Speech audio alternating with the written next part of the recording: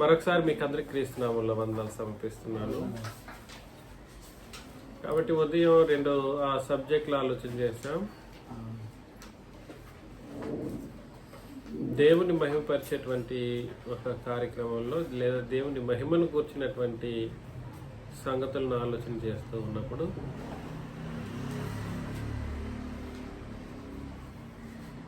ఎవరు దేవుణ్ణి మహిమపరచడానికి యోగ్యులు అనే విషయాన్ని పరిశీలన చేశాం.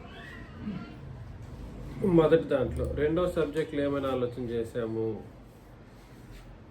ఎలా మహిమపరచగలుగుతాం అనే విషయాన్ని పరిశీలన చేశాం.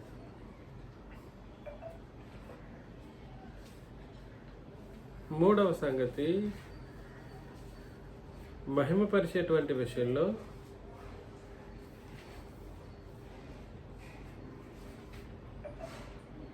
మనం మహిమపరిచినట్లయితే మనకు వాగ్దానాలు స్థిరపరచబడ్డాయి అనే ఆలోచనను మనం చేయబోతాం. వాగ్దానాలు లేదా వాగ్దానాలను పొందుకునేటువంటి ఒక అద్భుతమైనటువంటి అవకాశాన్ని దేవుడు మనకు అనుగ్రహిస్తాడు. వాగ్దానాన్ని పొందుకునే ఒక అవకాశం ఎలా వస్తుంది మనకు? మహిమపరిస్తే వాగ్దానం చెప్పేశాడు సులభంగా. మహిమపరచకపోతే మనకు వాగ్దానాలు అంటూ ఉండవు. మరలా మహిమపరచకపోతే చాలా తప్పులు జరిగిపోతాయని సెకండ్ సెషన్లో కూడా పరిశీలన చేసాం. చాలా దురదృష్టకరమైన పరిస్థితుల్లో మనం కూరుకుపోతామని, అపవిత్రతకు దేవుడే మనల్ని వదిలిపెట్టేస్తాడు, పోని నువ్వే పో అని చెప్పేసి వదిలిపెట్టేస్తాడు అన్నటువంటి ఉద్దేశంతో కార్యాలు జరిగించబడతాయన్న సత్యాన్ని గుర్తించగలిగాం. అదేవిధంగా క్రీస్తు యేసు యొక్క మరణమును బట్టి అందరైతే భూమి మీద బ్రతికి మరణిస్తారో వాళ్ళు మహిమలో ప్రవేశిస్తారు. ఎవరైతే క్రీస్తు మరణమును బట్టి అనగా క్రొత్త నిబంధనను బట్టి బ్రతికి మరణిస్తారో వాళ్ళు క్రీస్తుతో పాటు వాళ్ళని క్రీస్తే మహిమలోకి తీసుకెళ్ళిపోతాడు. అయితే మహిమలోకి తీసుకెళ్ళిపోవటానికి మహిమకు సంబంధించినటువంటి మరికొన్ని సంగతులను మనం పరిశీలన చేయాలి. కాబట్టి కొరింథీయులకు రాసిన మొదటి పత్రిక 15వ అధ్యాయం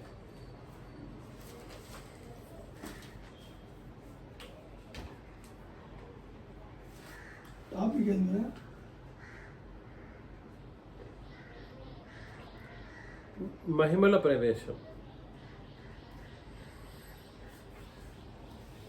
కొరింథీయులకు రాసిన మొదటి పత్రిక 15వ అధ్యాయంలో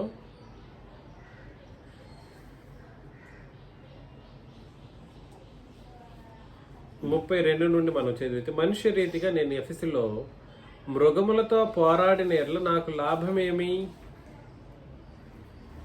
మృతులు లేపబడని ఎడల రేపు చనిపోదుము గనుక తిందము త్రాగుదుము. మోసపోకడి దుష్ట సాంగత్యం మంచి నడవడిని చేర్పును. ఎఫెసులో మృగములతో పోరాడిన ఎడల నాకు లాభమేమి? మృగము అని ఎవరిని అన్నాడు? ఎఫెసులో ఉన్నటువంటి మనుషులు ఎవరైతే ఉన్నారో వాళ్ళు మృగ స్వభావం కలిగినటువంటి వాళ్ళు. ఎఫెసీ పత్రిక యొక్క సారాంశం ఏమిటి?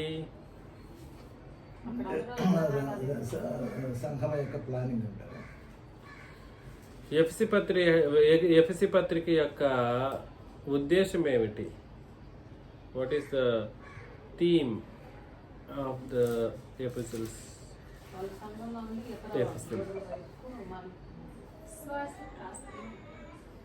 సంఘానికే, విశ్వాసులే సంఘం.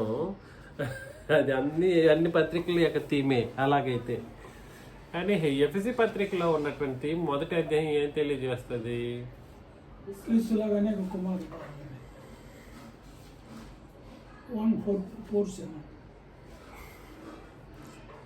సంఘం యొక్క ప్లానింగ్. జగత్తు పునాది వేయబడక మునిపే దేవుడు క్రీస్తులో మనల్ని నిర్ణయించను లేదా ఏర్పరచుకొనెను. ప్లాన్ అది. రెండవ అధ్యాయంలో ఏం చేస్తాడు, ఆ ప్లాన్ యొక్క ఎగ్జిక్యూషన్ ఎలా జరుగుతూ వస్తుంది అనే విషయాన్ని వివరిస్తాడు.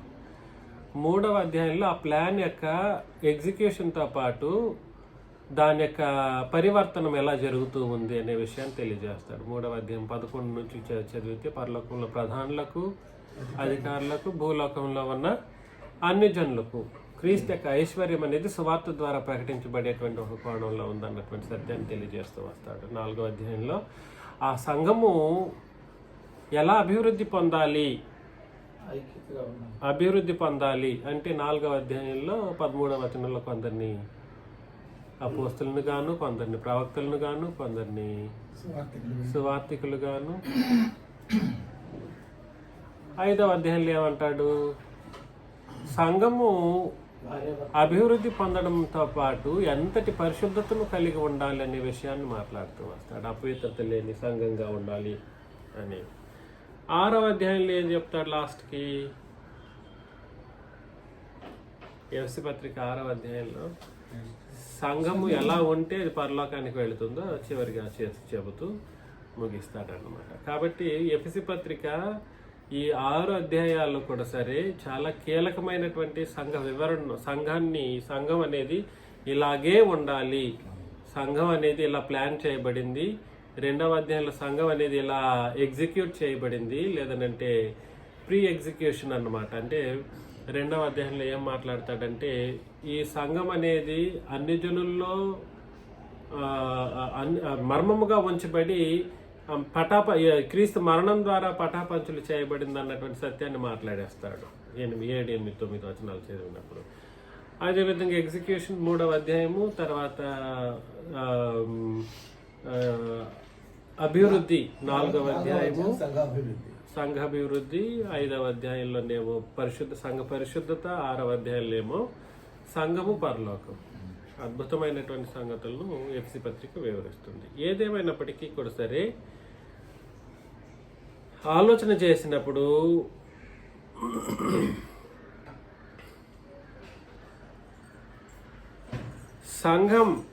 సంఘములో ఉన్నటువంటి మనుషులు మాత్రమే పరలోకానికి చేరగలరు. అయితే క్రీస్తు మరణమును బట్టి సంఘంలో చేర్చబడినటువంటి జనాంగం ఎందరైతే ఉన్నారో వాళ్ళు మాత్రమే పోగలరు.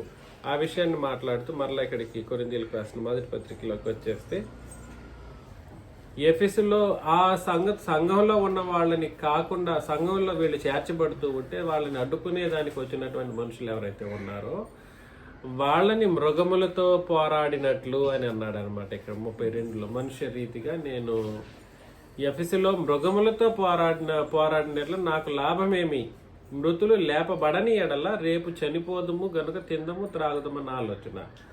సో మృతులు వాళ్ళు లేపబడరు అనేటువంటి ఒక వాదన అనేది ఆ ఎఫెసీ పట్టణంలో ఉంది, సంఘంలో కాదు. ఐ మీన్ ఎఫెసీ పట్టణంలో వాళ్ళు అంత సులభంగా నమ్మేటువంటి వాళ్ళు కాదు. కొలిసి వాళ్ళు కూడా సేమ్ ఇలాంటి వాళ్ళే.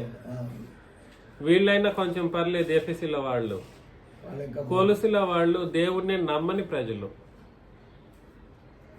వాళ్ళు ఏ దేవుణ్ణి నమ్మరు, నాస్తికులు. కొలుసుల వాళ్ళు ఎవరు? పట్టణంలో, కొలిసి పట్టణంలో ఉన్న వాళ్ళు ఎవరు? నాస్తికులు. ఆ నాస్తికులు ఎలా దేవుని వైపు తిరగాలో, దేన్ని బట్టి దేవుని వైపు తిరగాలో చెప్పడం కొలిసి పత్రిక యొక్క ఉద్దేశం అన్నమాట.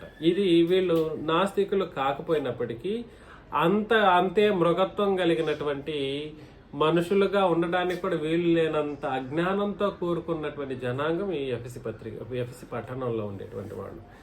ఆ మృగములతో పోరాడిన ఎడల నాకు లాభమేమి, వాళ్ళతో పోరాడడం వల్ల నాకు లాభమేమి ఉండదు. మృతులు లేపబడని ఎడల రేపు చనిపోదము కనుక తిందము త్రాగుదము, మోసపోగుడి దుష్ట సాంగత్యం మంచి నడవడిని చేరుపును. అయితే మీకు నీతి ప్రవర్తన గలవారై మేల్కొని పాపము చేయకుడి, దేవుని గూర్చిన జ్ఞానం కొందరికి లేదు, మీకు సిగ్గు కలుగుటకై ఇట్లు చెప్పుచున్నాను. అయితే మృతులు ఎలాగ లేతురు, వారెట్టి శరీరంతో వత్తురని ఒకడు అడుగును. మృతులు లేస్తే, ఇప్పుడు పుట్టిన శరీరం మనకి ఈ శరీరాలు ఉన్నాయి, మనమందరం భౌతికంగా చనిపోతే పాతి పెట్టబడతాం ప్రతి ఒక్కరం. ఇదేమి అశుభమైన మాట కాదు, ఇది సాధారణమైన మాటనే. మరి లేచేటప్పుడు ఏ శరీరంతో లేస్తారు? ఆలోచన వస్తుందా రాదా? ఆలోచన వస్తుంది. ఓ అవివేకి, అలాంటి ఆలోచన కూడా రాకూడదు. ఓ అవివేకి, నీవు విత్తునది చచ్చితేనే గాని బ్రతికింపబడదు కదా. నీవు విత్తు దానిని చూడగా అది గోధుమ గింజ అయినను సరే, మరి ఏ గింజ అయినను సరే, వట్టి గింజనే విత్తుతున్నావు కానీ పుట్టబో శరీరం నువ్వు విత్తట్లేదు. ఇది సాధారణంగా తెలుసు. అయితే దేవుడే తన చిత్త ప్రకారము నీవు విత్తిన దానికి శరీరమును ఇచ్చును అని అన్నాడు అనమాట. మరియు ప్రతి విత్తనమునకును దాని శరీరం ఇచ్చుచున్నాడు. మాంసమంతయు ఒక విధమైనది కాదు. కంటికి ఒకలాంటి మాంసం ఉంటుంది, బాడీకి ఒకలాంటి మాంసం ఉంటుంది, అదేవిధంగా నాలుకకు ఒకలాంటి మాంసం ఉంటుంది, ఇక్కడ పామ్ భాగంలో ఒకలాంటి మాంసం ఉంటుంది. అన్ని మాంసాలు ఒకటే మాంసమా? అంతే. కంట్లో ఏం మాంసం ఉంటుంది? ఒకే శరీరంలో. అదే మాట అన్నాడు ఇక్కడ.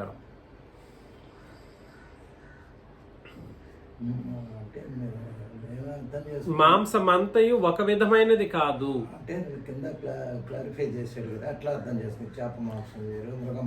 అదే అలాగే ఒక మనిషిలో మాంసం గురించి ఆలోచన చేస్తేనే వేరుగా కనబడుతున్నాయి ఒకే శరీరంలో.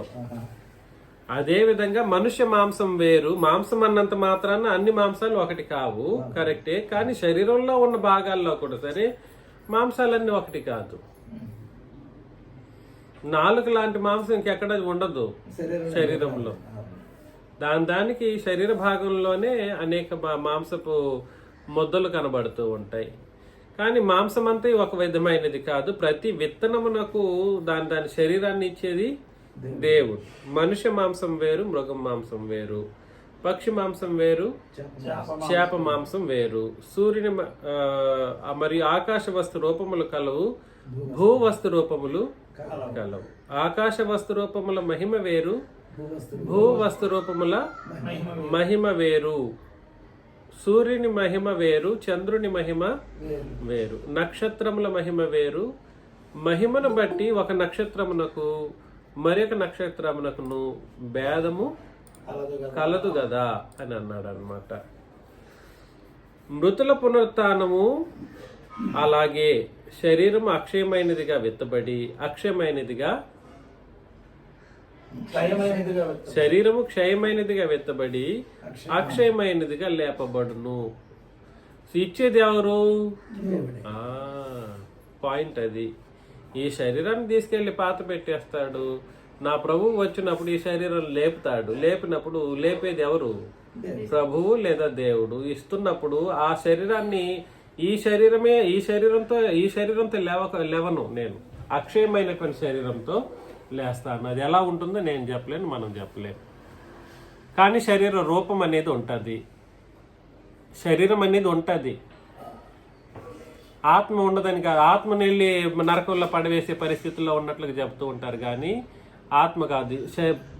మరణించిన నీవు తిరిగి లేచేటప్పుడు ఆత్మ సంబంధమైన శరీర రూపంగా లేపబడతావు. అది ఆత్మ సంబంధమైన శరీరం అన్నమాట. ఆత్మ సంబంధమైన శరీరం వేరు, భూ సంబంధమైన శరీరం వేరు. సో దీనికి ఒక రూపం అంటూ ఉంటుంది, దీనికి కూడా ఫీలింగ్స్ ఉంటాయి. ఈ శరీరానికి ఎలాగైతే మనకు ఫీలింగ్స్ ఉంటాయో అదే ఫీలింగ్స్ దానికి కూడా ఉంటుంది. కాలిస్తే కాల్చబడుతూ పరలోకంలో సంతోషంగా ఉండేటట్లుగాను ఈ ఫీలింగ్స్ అనేది ఉండేటట్లుగా లేపబడతారు. కాబట్టి ప్రతి విత్తనమునకును దాని శరీరం ఇచ్చుచున్నాడు. మాంసం అంతా ఒక విధం కాదు. 41. సూర్యుని మహిమ వేరు, చంద్రుని మహిమ వేరు, నక్షత్రముల మహిమ వేరు. మహిమను బట్టి ఒక నక్షత్రమునకును మరి ఒక నక్షత్రమునకును భేదము కలదు కదా. సో నక్షత్రాలు ఒక్కొక్క నక్షత్రానికి మరొక నక్షత్రానికి భేదములు అనేవి ఉంటాయి. మనకు దగ్గరలో ఉన్న నక్షత్రం ఏమిటి? సూర్యుడు. చంద్రుడు స్వయంభావుడు కాదు, స్వయం ప్రకాశకుడు కాదు. నక్షత్రాలు స్వయం ప్రకాశం కలిగినవి. వాటిలో హీలియం అనేటువంటి ఒక ఇది ఉంటుంది కాబట్టి దాంట్లో నుండి ఈ వెలుతురు అనేది వెదజల్లుతూ ఉంటుంది అన్నమాట. చంద్రుడిలో అట్లాంటిది ఏమి ఉండదు. అట్లాంటి ఒక న్యూక్లియర్ ఫ్యూజన్ అనేటువంటిది కానీ లేదంటే న్యూక్లియర్ రియాక్షన్స్ కానీ జరగవు. సో ఏదేమైనప్పటికీ మృతుల పునరుత్థానమును అలాగే శరీరము క్షయమైనదిగా విత్తబడి అక్షయమైనదిగా లేపబడును. వెళ్ళినప్పుడు ఇది క్షయమైనదిగా పరకేసేసి వేసేస్తారు. లేపేటప్పుడు మాత్రం ఎలా లేస్తారు? ఇంకా ఒకసారి తిరిగి లేసేస్తే దాన్ని రెండవ పునరుత్థానం అని అంటారన్నమాట. ఎన్నో పునరుత్థానం? రెండవ పునరుత్థానం కలిగిన వాళ్ళు ఇంక ఎటువంటి పరిస్థితుల్లోనూ నాశనం కారు. అది నరకంలోనూ నాశనం కారు, పరలోకంలోనూ నాశనం కారు అన్నమాట. ఇంకా అలాగే ఉండిపోతారు. నరకం అయితే బాధలో నాశనం అవ్వకుండా ఉంటారు, సంతోషం అయితే పరలోకంలో యుగ యుగాల సంతోషంలో ఉండిపోతారు అన్నమాట. అంటే second coming at a time జరుగుతుందంటారు. అంతే, సమాధుల్లో ఉన్నవారు అట్ ఏ టైం జరిగిపోతుంది. ఘనహీనమైనదిగా విత్తబడి మహిమ గలదిగా లేపబడును. కాబట్టి ఇది ఘనహీనమైన, ప్రస్తుతానికి ఉన్న మన శరీరాలన్నీ కూడా సరే ఘనహీనమైనవి. ఇక్కడ మన శరీరాల గురించి అంటే సంఘంలో ఉన్న వాళ్ళ గురించి మాట్లాడుతూ ఉన్నాడు కాబట్టి గొప్పగా మాట్లాడుతూ ఉన్నాడు, గుర్తుపెట్టుకోండి. కాబట్టి మన ఘనహీనమైనదిగా విత్తబడి మహిమ గలదిగా లేపబడును అంటే మనం లేచేటప్పుడు ఎటువంటి శరీరంతో లేస్తాము? మహిమ కలిగినటువంటి శరీరముగా లేపబడుతాము. బలహీనమైనదిగా విత్తబడి బలమైనదిగా లేపబడును. విత్తేటప్పుడు ఈ శరీరాన్ని పాతి పెట్టేటప్పుడు బలహీనమైన శరీరం పడేయబడుతుంది. నొప్పులు, గిప్పులు, అనారోగ్య స్థితులు, ఈ బాధలు, వేదనలు, కన్నీళ్లు ఇవన్నీ వచ్చి బలహీనమైపోయి ఉంటుంది. అలా బలహీనపడి మరణిస్తే దాన్ని తీసుకెళ్లి పాతి పెట్టబడిన తర్వాత యేసు ప్రభు వచ్చి లేపేటప్పుడు మాత్రం బలమైనటువంటి ఒక శరీరాన్ని ఇచ్చి లేపేస్తాడనమాట. శరీరం బలమైనదిగా ఈ శరీరమే లేపబడుతుంది. ప్రకృతి సంబంధమైన శరీరముగా విత్తబడి ఆత్మ సంబంధమైన శరీరముగా లేపబడును. శరీరం అనేది ఆ భౌతికమైనదనే ఊహలో ఉండిపోకూడదు. శరీరం అని అంటే ఇది భౌతికమైనది అనే ఆలోచన పక్కన పెట్టండి. ఇక్కడ వచనం మాట్లాడుతున్నాను నేను. భౌతిక శరీరం ఎలాంటిదో ఆత్మ సంబంధమైన శరీరం కూడా ఒకటి ఉంది. అంటే ఇది ఏమన్నా అర్థం అవుతుందా మీకు?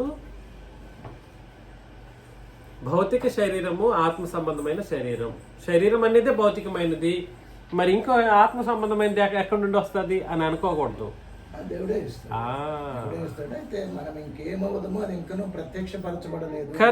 కరెక్ట్. ఆ విషయాన్ని మాట్లాడుతున్నాడు. ఘనహీనమైనదిగా విత్తబడి మహిమ గలదిగా లేపబడును, బలహీనమైనదిగా విత్తబడి బలమైనదిగా లేపబడును, ప్రకృతి సంబంధమైన శరీరముగా విత్తబడి ఆత్మ సంబంధమైన శరీరముగా లేపబడును. ప్రకృతి సంబంధమైన శరీరం ఉన్నది గనుక ఆత్మ సంబంధమైన శరీరం కూడా ఉన్నది. ఇందు విషయమై ఆదామును మొదటి మనుషుడు జీవించి ప్రాణి ఆయను అని వ్రాయబడి ఉన్నది. కడపటి ఆదాము జీవింపచేయు ఆత్మ ఆయను. చూసారా? కడపటి ఆదాము యేసుక్రీస్తు, ఆయన జీవింపచేయు ఆత్మ ఆయన. ఆత్మ సంబంధమైనది మొదట కలిగినది కాదు, ప్రకృతి సంబంధమైనదే మొదట కలిగినది, తర్వాత ఆత్మ సంబంధమైనది. మొదటి మనుషుడు భూ సంబంధమైన మంటి నుండి పుట్టినవాడు, రెండవ మనుషుడు పరలోకం నుండి వచ్చినవాడు. మంటి నుండి పుట్టినవాడు ఎట్టివాడు, మంటి నుండి పుట్టిన వారును అట్టివారే. పరలోక సంబంధి ఎట్టివాడో పరలోక సంబంధులను అట్టివారే. ఇది మనకేం తెలియజేస్తుంది? సంఘములో ఉన్నటువంటి వాళ్ళ యొక్క శరీరాలు మహిమ కలిగినటువంటి శరీరాలుగా లేపబడతాయి. పాయింట్ 1 ఏంటి? భౌతిక, ఇక్కడ సంఘం గురించే మాట్లాడుతున్నాడు, లోక ప్రజల గురించి మాట్లాడట్లేదు. అందరూ అట్లా మనలాగా లేపబడరు. లేపబడే వాళ్ళు మన సంఘం వాళ్ళు మొదట లేపబడతారు, సంఘంలో వాళ్ళు మొదట లేపబడతారు. అది మన సంఘం అంటే కూడా తప్పేం కాదు.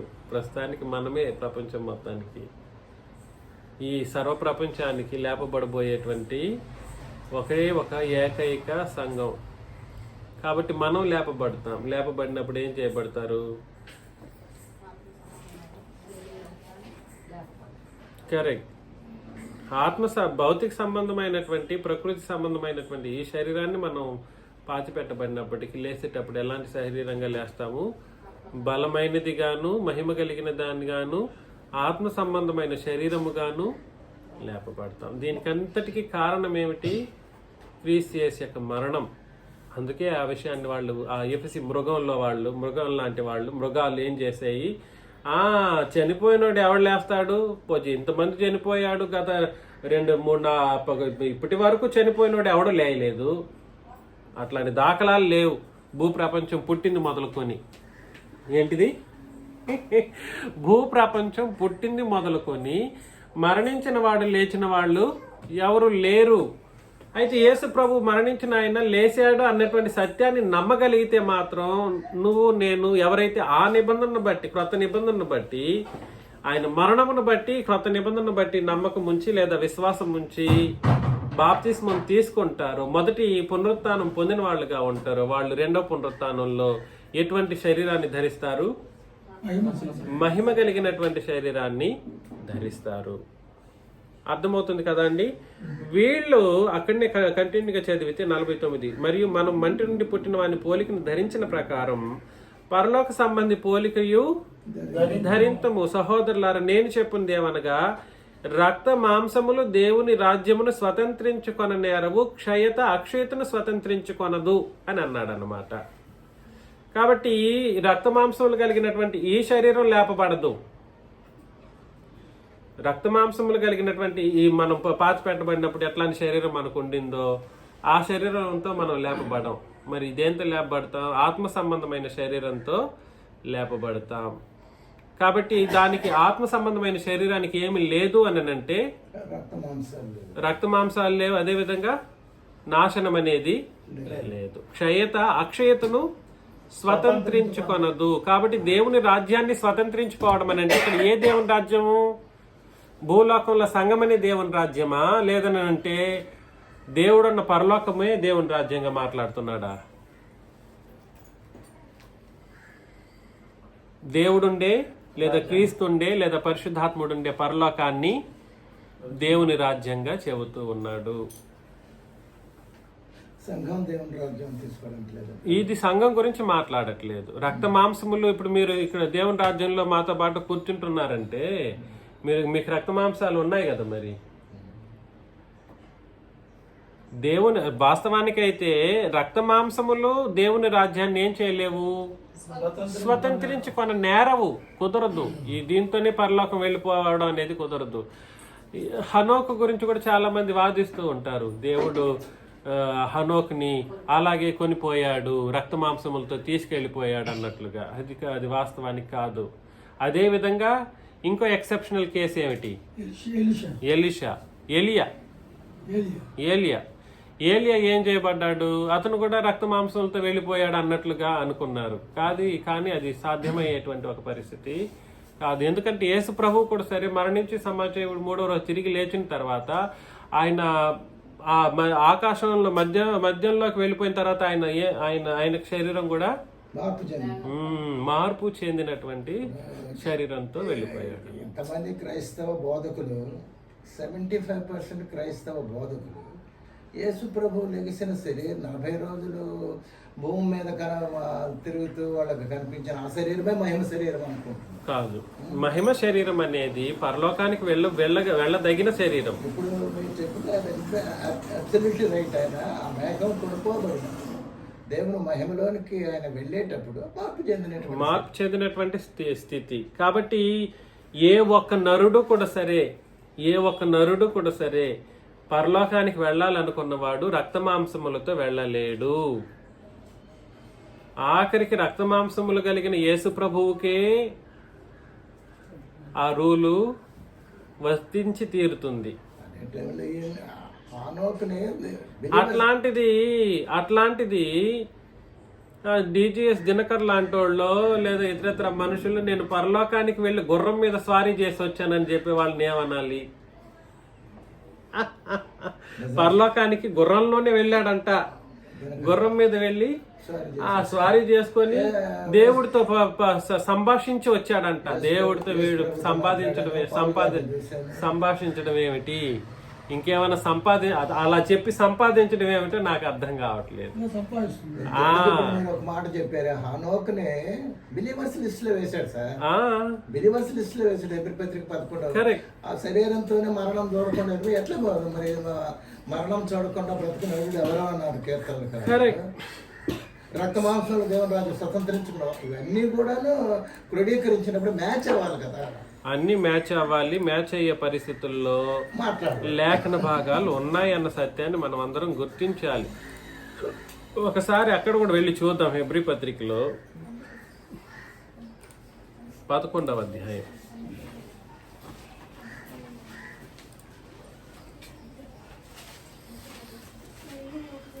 హెబ్రీ పత్రిక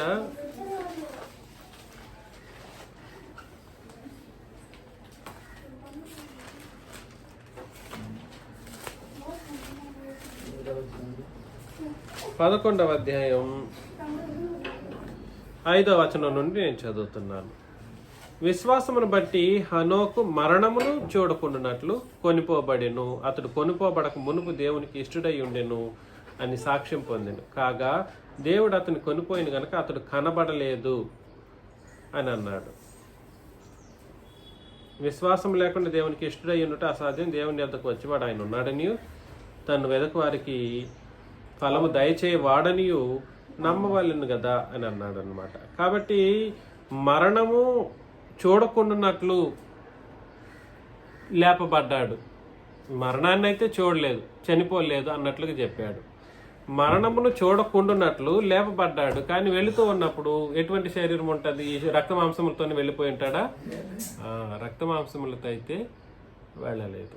మరణించలేదు అన్నంత మాత్రాన శరీరం మార్పు నందకుండా ఉంటుంది అనడం అనేది అది ఒక సరైన ఆలోచన విధానం. విశ్వాసం అంటే మొదట వచ్చిన క్లారిఫై వివరించాడు. విశ్వాసం అంటే కరెక్ట్. సో నేనేం చెప్పడానికి ప్రయత్నం చేస్తున్నానంటే, దేహము, ఈ దేహంలో ఉన్నంతకాలం ఈ దేహం అనేది మహిమ కలిగినటువంటి శరీరంగా మార్చబడాలని అంటే, మహిమ కలిగిన శరీరంగా మార్చబడాలి అని అంటే కండిషన్స్ ఏమిటి? క్రీస్తు యేసు యొక్క మరణమునందు మొదటి పునరుత్థానం, మొదట బాప్తిస్మంలో తీసుకోవాలి. అది ఒకటే మెయిన్ రూల్ అన్నమాట. ఆయన ఇంకెవడు లేయలేడు లేస్తాడని చెప్పుకుంటూ తర్జన భర్జనలు చేసుకుంటే కుదరదు. యేసు ప్రభు ఏం చేయబడ్డాడు? మరణించాడు, సమాధి చేయబడ్డాడు, 3వ రోజు తిరిగి లేచాడు. కాబట్టి ఆయన లేచాడు కాబట్టి నువ్వు లేస్తావు. కాకపోతే లేచినప్పుడు ఎటువంటి శరీరం వస్తుంది? మహిమ కలిగినటువంటి శరీరము మనకు చెప్పండి, మహిమ కలిగినటువంటి శరీరం వస్తుంది. ఈ విషయం మనకు అర్థం కావాలి. సో ఘనమైనదిగా విత్తబడి మహిమ గలదిగా లేపబడును, బలహీనమైనదిగా విత్తబడి బలమైనదిగా లేపబడును. కాబట్టి సూర్యుని మహిమ వేరు, చంద్రుని మహిమ వేరు, నక్షత్రముల మహిమ వేరు. మహిమను బట్టి ఒక నక్షత్రమునకును మరి ఒక నక్షత్రమునకును భేదములు కలదు కదా. కాబట్టి భేదాలు వాటికైతే ఉన్నాయి, అవి నాశనం అయిపోయేటువంటివి. కానీ మానవ జాతికి నాశనం లేదు. కాబట్టి ఈ విషయాన్ని గుర్తించాలి. నీ శరీరం నా శరీరం కూడా సరే ఒకటి కాకపోయినప్పటికీ ఈ శరీరం క్రీస్తు యేసు మరణమును బట్టి కానీ బాప్తిస్మం తీసుకొని ఉండుంటే ఇంక ఘనమైనదిగా లేపబడుతుంది. లేదనంటే ఏమైపోతుంది?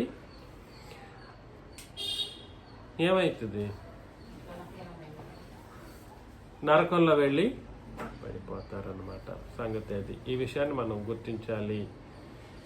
దీనికి అంతటికి కారణం, ఈ విషయాలన్నిటిని గుర్తుపెట్టుకోండి. దీనికి అంతటికి కారణం ఏమిటంటే క్రీస్తు యేసు యొక్క మరణ, సమాధి, పునరుత్థానం. దాని ద్వారా మాత్రమే చదివాం కదా. గింజ ఉన్నది కాబట్టి పాతి పెట్టబడినప్పుడు చెట్టు ఉన్నదని కన్ఫామ్ కదా. గింజ ఉన్నది కాబట్టి చెట్టు ఖచ్చితంగా ఉందని కన్ఫామ్ కదా. ప్రకృతి సంబంధమైన శరీరం ఉన్నది కాబట్టి సంబంధమైన శరీరం కూడా ఉంది అని చెప్పేసి అన్నాడు. కాబట్టి దయచేసి గుర్తుపెట్టుకుందాం. కాకపోతే ఈ శరీరం సమమైనటువంటి ఈ శరీరం ఎప్పుడు లేపబడుతుంది, అది ఇంకో ఇంపార్టెంట్ క్వశ్చన్.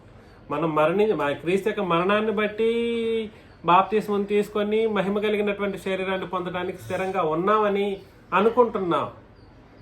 కాకపోతే ఫిలిప్పీలకు రాసిన పత్రిక 3వ అధ్యాయం 21లో ఫిలిప్పీలకు రాసిన పత్రిక 3:21లో సమస్తమును తనకు లోపరుచుకున్న జాలిన శక్తిని బట్టి ఆయన మన దీన శరీరమును తన మహిమగల శరీరమునకు సమరూపము గల దానిగా మార్చును అని అన్నాడు అనమాట. ఎప్పుడు మార్చును? అప్పుడే లేసేటప్పుడే, మనల్ని లేపుతున్నప్పుడు ఎలా లేస్తాడు? లేపుతాడు 3:20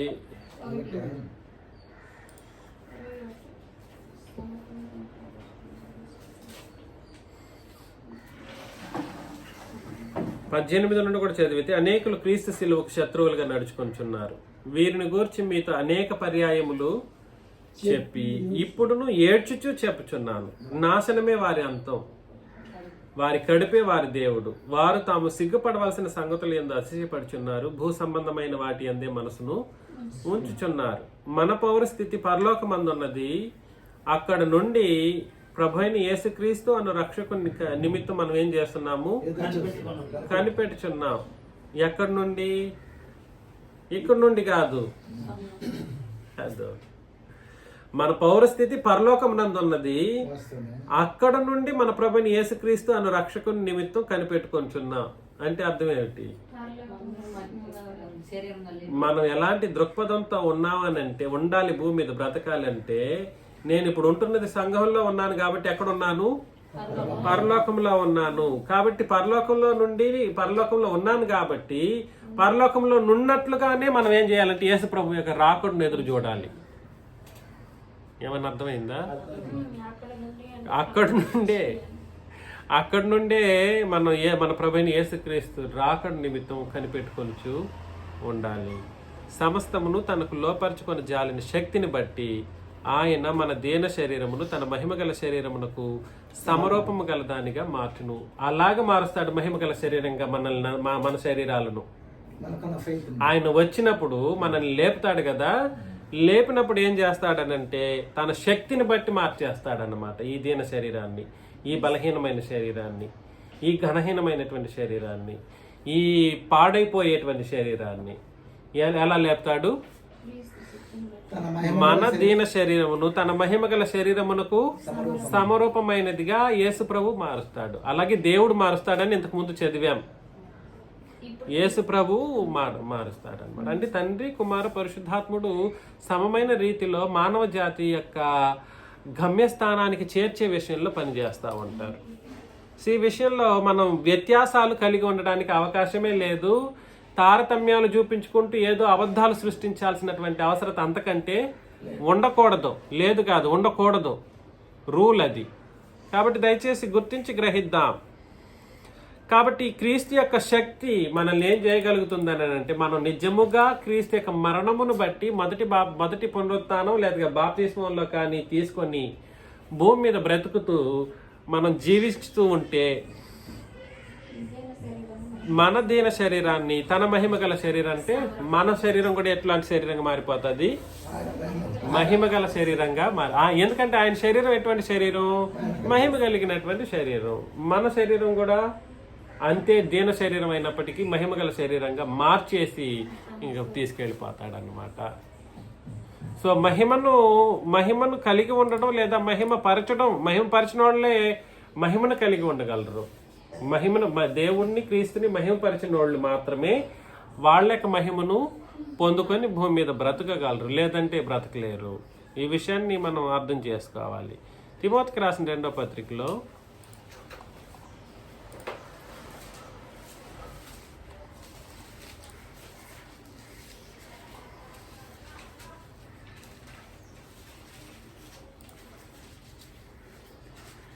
బ్రతుకుతూ ఉన్నప్పుడు 2వ పత్రిక 4వ అధ్యాయం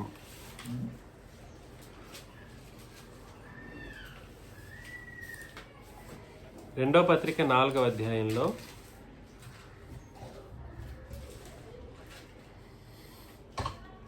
16 నుండి నేను చదువుతాను. నేను మొదట సమాధానం చెప్పినప్పుడు ఎవడునూ నా పక్షముగా నిలవలేదు, అందరూ నన్ను విడిచిపోయిరి. ఇది వారికి నేరముగా ఎంచబడుకుండును గాక. అయితే నా ద్వారా సువార్త సంపూర్ణముగా ప్రకటింపబడి నిమిత్తమును అన్యజనులందరూ దాని విను నిమిత్తమును ప్రభువు నా ప్రక్క నిలిచి నన్ను బలపరచిన గనుక నేను సింహము నోట నుండి తప్పింపబడి తిని. ప్రభువు ప్రతి దుష్కార్యం నుండి నన్ను తప్పించి తన పరలోక రాజ్యములకు చేరినట్లు నన్ను రక్షించును. యుగ యుగములు ఆయనకు మహిమ కలుగును గాక. ఆమేన్ అని అన్నాడు అనమాట. కాబట్టి ఎవడైతే ఆయన నిజంగా మహిమపరుస్తూ ఉంటారో వాళ్ళు మాత్రమే ఎక్కడికి తీసుకెళ్ళబడతారు. మనం భూమి మీద బ్రతికినంత కాలం తండ్రిని క్రీస్తుని మహిమపరిచి బద్దులమై ఉన్నామన్నటువంటి సత్యాన్ని మనం గుర్తించాలి. మన బాధ్యత అది. ఏంటిది మన బాధ్యత? సంతోషంగా ఉన్నప్పుడు మంచిగా పాటలు పాడి మోకాళ్ళు ప్రార్థన అన్నీ సంతోషంగా చేస్తూ ఉంటాం. దుఃఖం వస్తే మాత్రం ఇంకంతే సంగతి. మహిమపరిచేదా? ఇంకెక్కడ మహిమపరుస్తాం అని మనకు మనమే మనసులో అనేక వందల ప్రశ్నలకు సమాధానాలు తయారు చేసి పెట్టుకొని, నాకు మనసు బాగలేదని, నాకు అది బాగలేదని, నా మైండ్ సరిగా లేదని ఏదేదో చెప్పుకుంటూ ఉంటాం. కాబట్టి శ్రమలు, వేదనలు, నింద, అవమానము వచ్చినప్పుడు దేవుణ్ణి మహిమపరచడం అనేది క్రైస్తవుని యొక్క మొట్టమొదటి బాధ్యత. క్రైస్తవుని యొక్క మొట్టమొదటి బాధ్యత. ఇక్కడ పరిస్థితిని మనం ఆలోచన చేసినప్పుడు పౌలు గారు క్రొత్త నిబంధన సువార్తను చెబుతూ ఉన్నప్పుడు అందరూ విడిచి వెళ్ళిపోయారంట. అందరూ చూసారా ఆ మాట మరొకసారి. నేను మొదట సమాధానం చెప్పినప్పుడు ఎవడునూ నా పక్షమున నిలవలేదు, అందరూ నన్ను విడిచిపోయేరి. ఇది వారికి నేరముగా ఎంచబడుకుండును గాక. చూసారా అప్పటికి కూడా ఎంత మంచి మనసు. మనమైతే అంతే, ఎంచబడును గాక, ఎంచబడకుండును గాక. అయితే నా ద్వారా సువార్త పూర్ణముగా ప్రకటింపబడి నిమిత్తమును అన్యజనులందరూ దాని విను నిమిత్తమును ప్రభువు నా ప్రక్క నిలిచి నన్ను బలపరచును గనుక నేను సింహము నోట నుండి తప్పింపబడి తిని. ఏ సింహము? ఆ సింహం. ఒక సంగతి ఏంటనంటే, సింహం అన్నాం కాబట్టి సింగతి అంటున్నా. ఒక సంగతి ఏంటనంటే, ఇస్రాయేలీలో పరిశుద్ధులందరూ ఒరిజినల్ సింహాలతో భూమి మీద యుద్ధం చేశారు. ఈ సింహాన్ని చీల్చి చెండాడడం, నక్కల్ని చేయటం, కట్టేయడం, ఇట్లాంటి భౌతికమైనటువంటి జంతువులతో కార్యకలాపాలు చేశారు. సింహపు నోళ్లను మూయించేటట్లు దానియేలు చేయటం. మనకు అట్లాంటి శత్రువులు కాదు. దానియేలును గొప్పగా చూపించడం కాదు ఇక్కడ. దానియేలు ప్రార్థన చేశాడు, సింహపు నోళ్లే కట్టివేయబడ్డాయి అన్నట్లుగా ప్రార్థనలు చేస్తూ ఉంటారు. ప్రార్థనలు కాదు, ఒక ఇది చూశాను నేను. అట్లా చెప్పేసి దానియేలు ప్రార్థన చేసినట్లు నేను ప్రార్థన చేస్తే సింహపు నోళ్లు కూడా కట్టివేయబడాలి అన్నట్లుగాను, ఇంకా ఏదేదో పాత నిబంధనలో వాళ్ళ యొక్క విశ్వాసాలని వాళ్ళు కార్యక్రమాలు చేసినట్లుగా మనం కూడా చేయాలన్నట్టు కాదు. ఇప్పుడు నీకున్న ఒకే ఒక సింహం, గర్జించే అపవాది సింహం. ఈ సింహాన్ని జయించడం నీకు నాకు ఉంచబడినటువంటి ఏంటి? ఈ సింహాన్ని జయించడం అనేది మీకు మాకు ఉన్నటువంటి కర్తవ్యం. అర్థమవుతుందా? భౌతికమైన సింహమా, మన తలకాయ కూడా పెట్టేద్దాం, ఏం పర్లేదు, పరలోకం పోయి చేరిపోద్దాం. కానీ ఇది అట్లాంటి సింహం కాదే, గర్జించే సింహం ఇది. ఆ సింహాన్ని నోరు కట్టేసేటట్లుగా దేవుడు పనిచేశాడు. ఈ సింహాన్ని నీ విశ్వాసం చేతను, నీ క్రియల చేతను కట్టేటట్లుగా దేవుడు పని చేయడానికి నీ పక్కన నీ ప్రభువు నిలబడాలి. అందుకే ఆ మాటను చెప్పాడు, ప్రభువు నా ప్రక్క నిలిచి నన్ను బలపరచును గనుక నేను సింహము నోట నుండి తప్పింపబడింది. ఇక్కడ ఒక చోట కాదు, మనకంటూ ఉన్న సింహం ఒకటే సింహం, అది మన శత్రు సింహం. అది ఆ శత్రు సింహం అనేది గర్జిస్తూ గాండ్రిస్తూ నిలిచి ఎదురు చూస్తుంది మనల్ని వేటాడడానికి. కాబట్టి అలాగా మనం ఆ తప్పింపబడే మహాశక్తి సామర్థ్యం కలిగిన మన ప్రభు మన దగ్గర ఉంటా ఉన్నప్పుడు మనం కూడా సరే దానికి తగినట్లుగా బ్రతకాలి. ప్రభువు ప్రతి దుష్కార్యం నుండి నన్ను తప్పించి తన పరలోక రాజ్యమునకు చేరునట్లు నన్ను రక్షించును అని అన్నాడు అనమాట. ఇక్కడ చెప్పబడిన పరలోక రాజ్యం అనేది దేనికి సంబంధించిన మాట? పరలోకానికి సంబంధించిన మాట. సో ఇక్కడ ఒక చోటను, ఇంతకు ముందు దేవుని రాజ్యం అనే మాట అక్కడ ఒక చోటను, ఈ రెండు ప్లేసెస్ మాత్రమే ఒక్కొక్క చోట్ల దేవుని రాజ్యం అనే పరలోకాన్ని, పరలోక రాజ్యం అని చెప్పే పరలోకాన్ని ఈ రెండు ప్లేసెస్ లోనే చెప్పడం జరిగింది అనమాట. మిగిలిన అన్ని ప్లేసెస్ లో దేవుని రాజ్యము లేదా పరలోక రాజ్యం అనేది సంఘం అనే ఉద్దేశంతో క్రొత్త నిబంధనలు రాయబడ్డాయి. అందులో పరలోక రాజ్యం అనేది ఇక్కడ ఒక చోటే ఉంటది మొత్తం క్రొత్త నిబంధనకి, ఇంకెక్కడ ఉండదు. అందులోను పరలోకము స్పేస్ రాజ్యం అనే పదం ఉంది కాబట్టి పరలోకాన్ని సూచిస్తుంది. పాత నిబంధన మత్తయి, మార్కు, లూకా, యోహాను సువార్తల్లో పరలోక రాజ్యం అనేది పరలోకానికి రాజ్యానికి మధ్య స్పేస్ అనేది ఉండకుండా ఒకటే పదజాలంగా కనబడుతూ ఉంటుంది. అర్థమవుతుందా? ఒకటే పదజాలంగా కనబడుతూ ఉంటుంది. అది ఈధర్ పరలోక సంఘం గురించి అయినా చెబుతుంది, లేదనంటే పాత నిబంధన పరలోక రాజ్యం అనే పాత నిబంధన గురించి అయినా అక్కడ చెప్పడం జరిగింది అనమాట. ఏం స్టేట్మెంట్ చెప్పాను?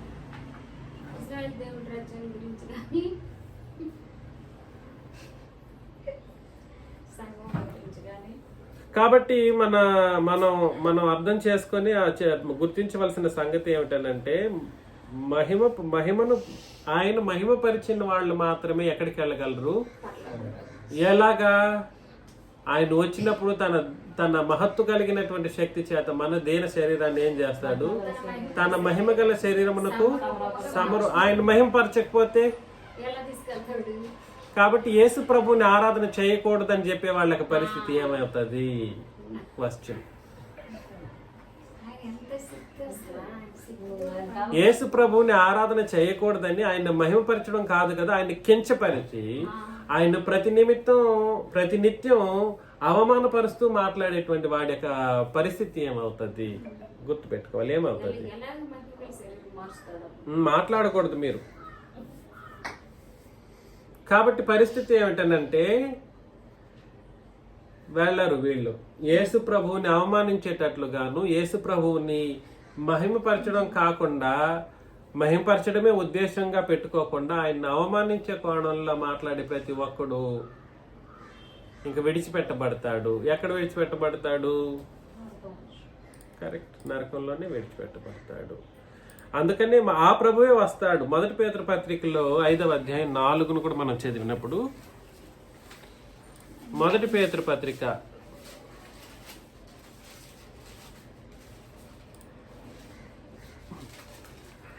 1 నుండి కూడా చదవచ్చు.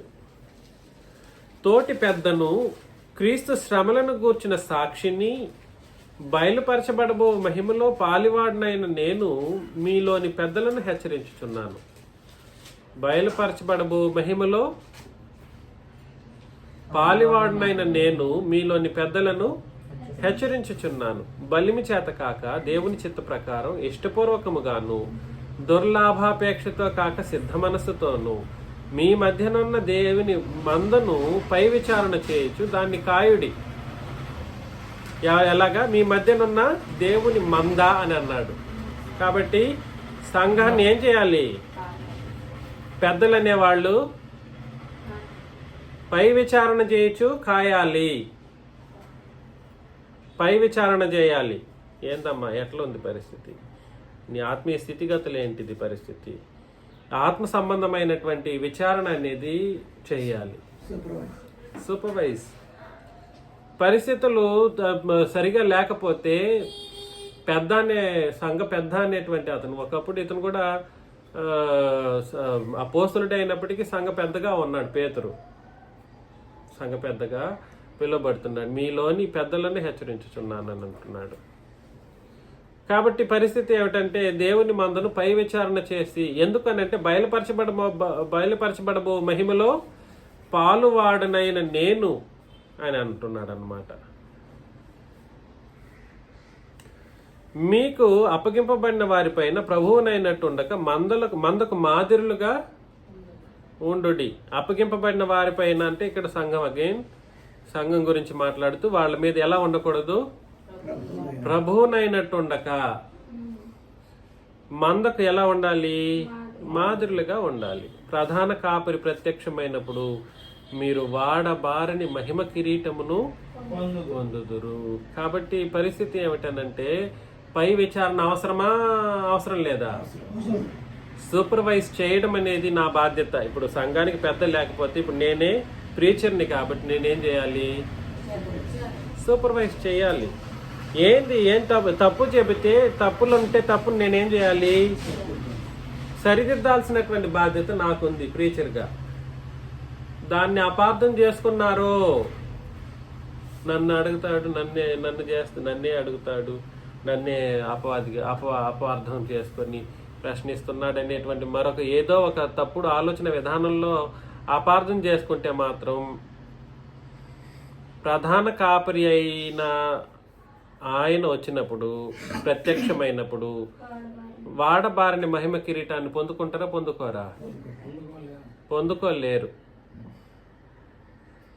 కాబట్టి భూమి మీద మీకు పై విచారణ చేసేటువంటి లీడర్షిప్ క్వాలిటీస్ కలిగినటువంటి బోధకుడి మాటలను లేదా సంఘంలో పెద్దలు అనబడినటువంటి వాళ్ళు ఏర్పరచబడి ఉంటే వాళ్ళ మాటలను వినడం కానీ, వాళ్ళకి భయపడి కార్యక్రమాలు చేయడం లాంటిది కానీ చేయాలి. అదేవిధంగా పెద్ద అన్నంత మాత్రాన పెద్దరికాన్ని చూపించకూడదు. ప్రభు అన్నట్టుగా ఇద్దరికి చెప్పేశాడు, అటు పెద్దకి చెప్పాడు, ఇటు సంఘానికి చెప్పాడు. మీరు పై విచారణ చేసే వాళ్ళకి సమాధానాలు చెప్పాలి. ఆయన ప్రభువునైనట్టు ఉండకుండా మాదిరిగా బ్రతకాలి అని ఇద్దరికి చెబుతూ రాస్తున్నటువంటి అద్భుతమైనటువంటి సంగతి అన్నమాట ఇది. అలాగా అయితే అందరం కలిసి ఏం చేస్తారంటే ప్రధాన కాపరి, మన కాపరి, ప్రధాన కాపరి ఆయన ప్రత్యక్షం అవుతాడు, వస్తాడు కాదు.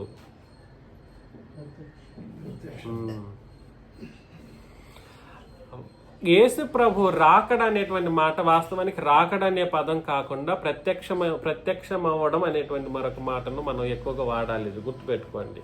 ఆయన రెండవ రాకడ ఎప్పుడు కాదు, ఆయన రెండవ ప్రత్యక్షం ఎప్పుడు జరుగుతుంది.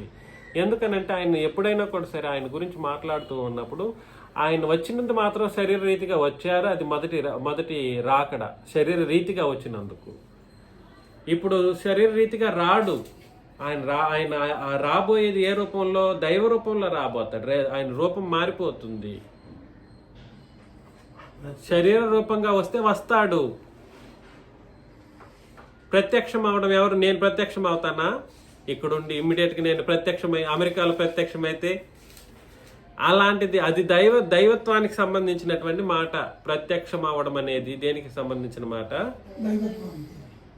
మీరు ప్రత్యక్షం అవుతారా? నేను కూడా ప్రత్యక్షం అవ్వలేను. కాబట్టి పరిస్థితి ఏమిటంటే యేసు ప్రభు రెండవసారి ప్రత్యక్షమగును అని అన్నాడు. ఇంకో చోట కూడా చాలా సందర్భాల్లో ఆయన ప్రత్యక్షత గురించి మాట్లాడడం జరిగింది అన్నమాట. నేను మిమ్మల్ని ప్రేమతో హెచ్చరించే విషయం ఏమిటంటే మనం అందరం కూడా సరే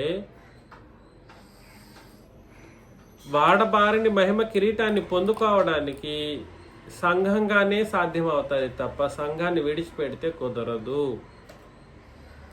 దేవుని మందతో పాటు మందగా పోవాలి.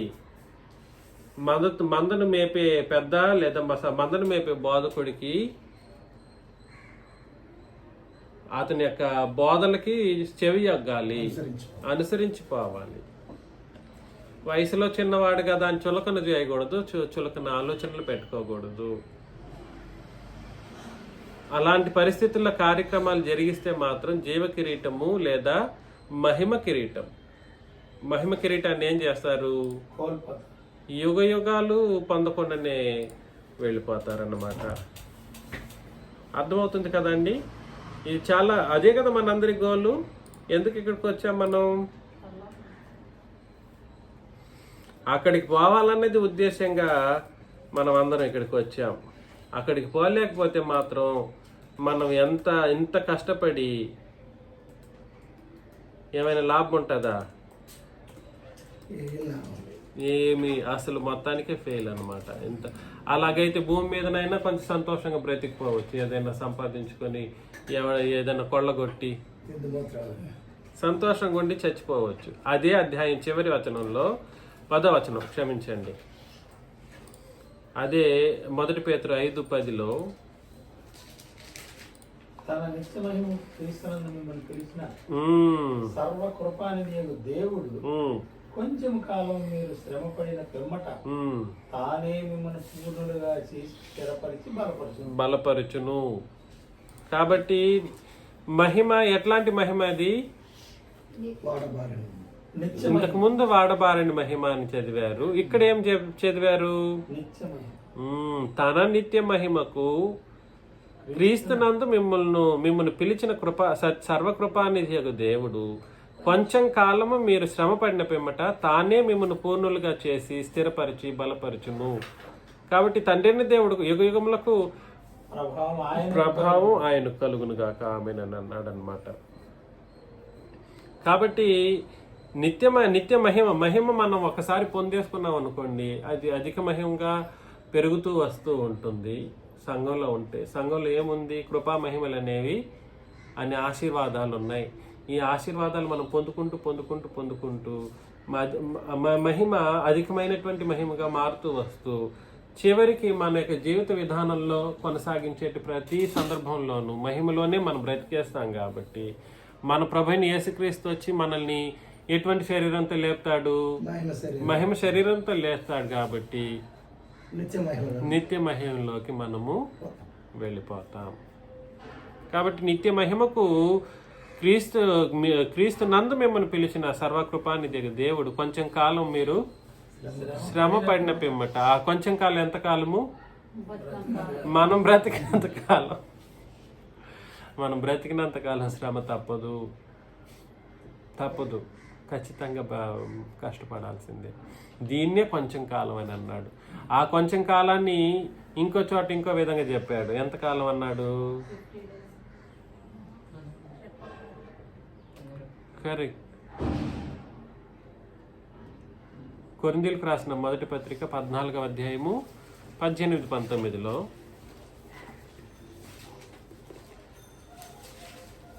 చివరిగా కొరింథీయులకు రాసిన మొదటి పత్రిక 14వ అధ్యాయము 18-19.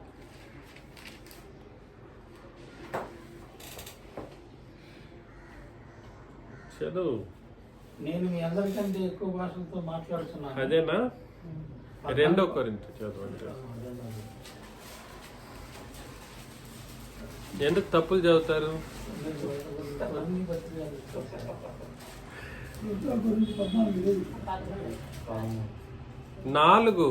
2 కొరింథీ 4వ అధ్యాయము 18-19 వచనాలు.